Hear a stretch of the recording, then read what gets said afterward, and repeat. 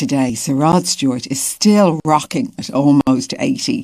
He's recording new songs, but he knows that delivering songs like Maggie May, You Wear It Well and Baby Jane keeps his loyal audience happy. When he comes to Kilmainham in May, he'll hopefully give us his rendition of the Jim McCann classic Grace, and also this one. First cut is the deepest.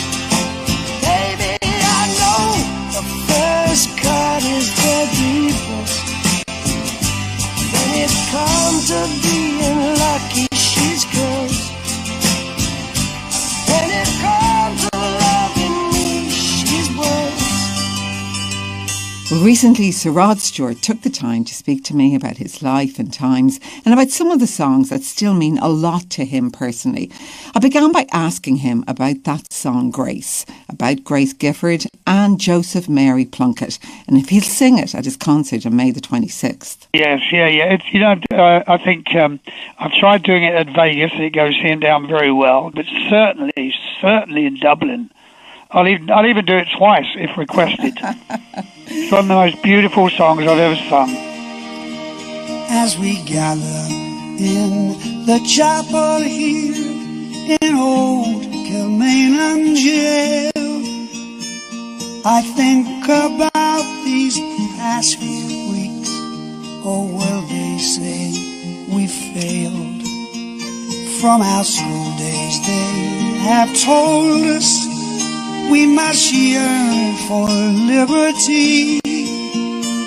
Yet all I want in this dark place is to have you here with me. Did you hear the Grace song originally? Was it at Celtic you heard them singing it? Yeah, indeed. I think 13 years ago, when it was, they only seemed to sing it, and in those days anyway, at the Scottish Cup final when we were in it every year. But yeah, that's where I heard it. Now, you weren't born in Scotland, I know that. I think you're the youngest of 5, and you were born in England. You're a Londoner. Yeah. No, all of us came from England. The only Scotsman was my dad and his 4 brothers. So when I was young, I was totally unaware of my Scottish heritage. And so I see my other brother, who's passed now, and he had pictures of all the great footballers, Scottish footballers, from newspaper cuttings up on his wall, and I couldn't work it out until they took me to see my first England-Scotland match at Wembley. So then the penny dropped, and then I supported Scotland and almost everything Scottish, Celtic, and now I've got my own whiskey line, which pays tribute to my Scottish heritage. Do you mind me asking you about your break? I'm sure you're probably sick of talking about it, but was it Long John Baldry who spotted you first playing the harmonica in Twickenham? Yeah, I'd been to see a place called Eel Pie Island, which is historic in British rock and roll, or London rock and roll. It's a little island in the middle of the Thames, and you have to cross a little bridge to get onto it, and there's 10p to get in those days. So I went to see Long John, and after the set I went back to Twickenham railway station. I was travelling on my own, and I was playing a harmonica and singing, and Long John happened to be on the platform as well. And he came over and he said, "Young man, would you like to join my band and be backup singer or play the harmonica?" He was very, very posh. And so that was it. And I started out at £35 a week, which in the 60s was a fortune. But I gather you were so young. Did he have to ask the permission of your mum at that time? Yes, he did, bless him. And my mum and dad used to run a very, very small sweet shop, tobacconist, newsagents. And he would come, and the first time I had to stay away, he would come and ask my mum, and he brought her a small bunch of flowers, which was absolutely beautiful. Actually, he came in and said, "Is it okay if Rod joins the band?" And she said, "Well, as long as he's home by 11 o'clock every night." And John said, "Well, I don't think that's possible, Mrs. Stewart." Was Maggie May, it was the B-side, wasn't it, Rod, of the single Reason to Believe, is that correct? And was that your first hit? Yeah, Maggie May was the first one. It was actually a B-side. It wasn't even supposed to be on the album. That's how much the music people know. But they said, "We've only got 8 or 9 tracks, we need one more." And I said, "I've got this one floating around that I haven't put any words to." Although I did have the opening line of "Wake Up Maggie," I hadn't had a chance to finish it. So when I presented it to the record company, they said, well, this is no good. It hasn't got a bridge or a middle eight or anything people can sing. And they said, okay, well, we'll put it on anyway. And so it was the B-side of Reason to Believe, and a disc jockey in Cleveland turned it over, God bless him, and the rest is history, as they say.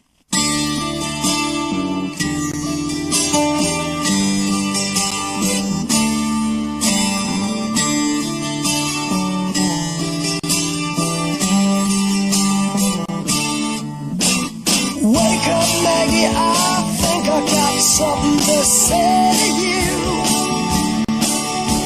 It's late September and I really should be back at school. Were they surprised, the record company? And were you surprised at how big it became, Rod? Oh, absolutely. You know, those days, you didn't go into a studio to make hit records. You went in to make a complete album, like a book, and tell as many stories. One didn't look at the top 10, or I never did anyway. I just wanted to make an album. Did it change your life completely? Oh, yes, it certainly did. In every way possible that's good. It's given me a wonderful life and wonderful kids, and I can do a lot for charity now, which I do, and I'm absolutely enjoying life. Can't wait to get back to Dublin. Do you have an apartment there now? Yeah, so I hear. Near the Aviva. Yeah, just up the road, yeah. Would you spend more time here? Yeah, we intend to, but it's amazing because I've only been over there. It's decorated now. My wife, good wife, did it, and I'm just so busy having a chance to get over there. But I think we're coming over in the first week of May. Ronnie Wood, who you go back a long way, he's got a home in Ireland too, in Kildare, of course. You originally played with him in, Jeff Beck Group and Faces. Do you still see Ronnie? Not as much as I used to. We email each other occasionally or text. But, he's busy with the Stones and I'm busy with my career. And on top of that, we're trying to finish off a Faces album, which I rest assured will come out one day, even if all of us are under the ground. There's only 3 of us left now. But, yeah, we stay in contact. He's a great lad. That would be amazing to have a new Faces album. Do you think it might happen? Well, we've got lots of tracks. We've all got to sit round and choose which are the best ones and finish a few of them off. But it will be done. Rod, you're staying with me and we're going to talk about a song that had a huge impact on a lot of people and it was banned by the BBC. Join us in a few moments. Tweet at Miriam O'Connell. Welcome back. Well, Sir Rod Stewart is still with me. And Rod, I suppose everybody has a favourite song of yours, but for many people, including me, The Killing of Georgie is key. I know Boy George talks about it. When you wrote that song in the 1970s, it was very personal, but it was also very brave. Do you agree? Yeah, I didn't think it was brave at the time. I've been surrounded by a lot of gay men all my life. I'm as straight as a die, but I don't know why I've told you that. I've got 8 kids, but it was written about a great friend of mine and the Faces, who was obviously homosexual. He was a very handsome black guy, and he got murdered on the streets of New York. So I wrote the song and put it on the record. The BBC banned it, as usual. But the great thing about it was guys come up to me nowadays, now they've grown up, and they say, thank you for writing that song. I was in a very, very dark place, and it helped me through a dark period. Do you know the story of Boy George and his mum?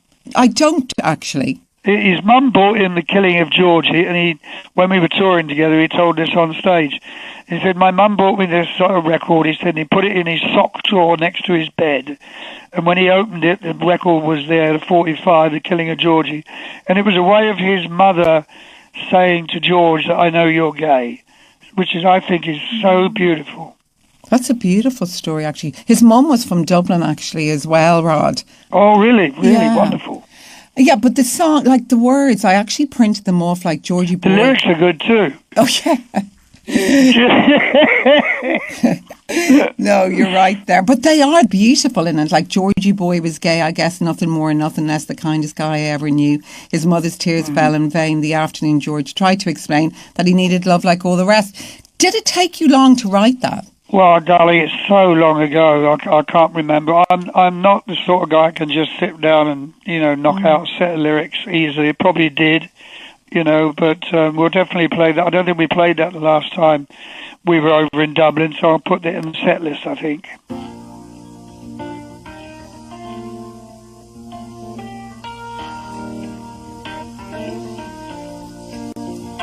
Oh, yeah.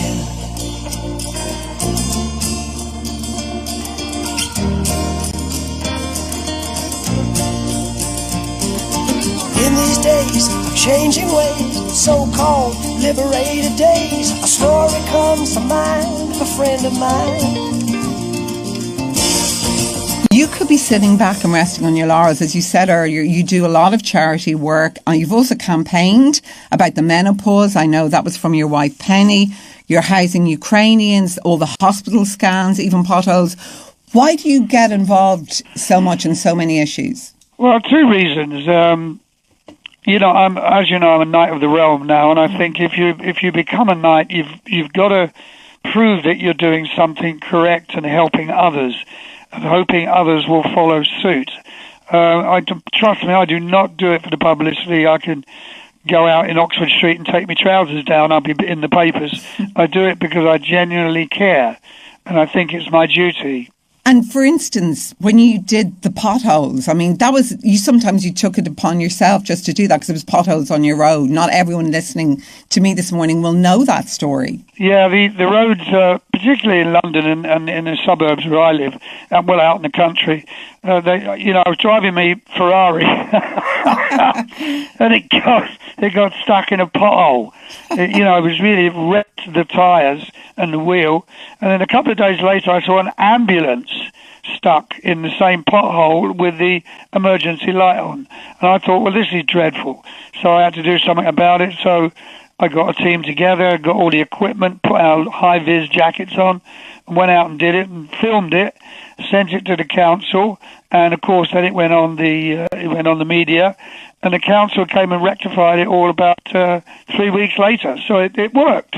When I was saying to people I was interviewing you, everybody kind of smiled because you're at, I think, a stage in your life where everyone likes you. But how do you stay healthy? Is it true that you underwater swim a lot? And that was a tip from Frank Sinatra. Oh, yeah, absolutely true. It's very important if you're a vocalist because it all comes from your lungs.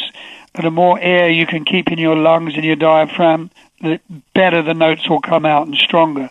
So, yeah, Sinatra said do a lot of underwater swimming. It'll expand your lungs and give you a better vocal quality. Now, some people may disagree on my vocal qualities, but it does seem a lot of people love it. No, you've kept your voice the way it always was, despite the fact did you have 2 bouts with cancer, Rod? One thyroid, one prostate cancer? Yeah, I did, yeah. The thyroid one was not threatening, so I don't like to think that I fought cancer. I went into hospital, I was out in the afternoon, but it was still cancerous, but the other one was pretty serious. But you're well now? All good now, my darling, yeah. It's been over 5 years, so let's hope it's going to work for King Charles as well. Absolutely. You've got 8 healthy children. Do you appreciate a lot now, not just your own health, but the fact that you have 8 healthy children? Oh, yeah, indeed. When you see what's going on around the world, I mean, I know it's an old saying, but I remember when my mum and dad and I used to leave food, they would tell me off. They go, there's millions of people starving in Africa, or something along those lines. And I have to keep reminding my kids, look at the Gaza Strip, look at the Ukraine, how lucky you are. So all I can do is that. Do you think you're a different father now that you're slightly older, or do you think you were always a good father? I think most dads think they've made mistakes. I mean, my big mistake was I spent a lot of time on the road and away from home, in the late 70s, early 80s. So I sort of missed out on Kim and Sean's upbringing. I've since adjusted that now. I spend a lot of time at home with the kids, but you can't stop me from going out on tour. This is what I say to their mothers. I say, look, you knew what you were getting yourself in for. Don't expect me to give this up now. This is what I love. There's a happy medium somewhere. But the great thing about your wife, Penny, is she's always out doing other things, including being a special constable. Yeah, she absolutely loves it. She's got a torn meniscus at the moment, so she's out of duty, but she misses it so bad. It's a lovely outpouring for her.